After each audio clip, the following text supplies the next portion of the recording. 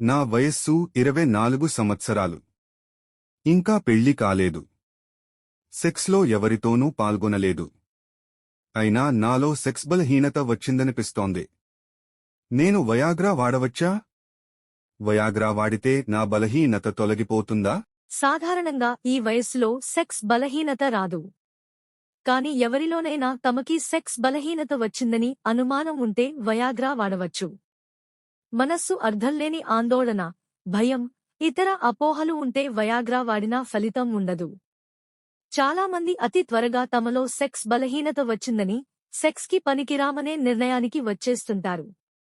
అది కరెక్టు కాదు. కొందరిలో ఇతరత్రా కొన్ని కారణాలు ఉండవచ్చు. దానివల్ల సెక్సువల్ పెర్ఫార్మెన్స్ సరిగా లేకపోవచ్చు.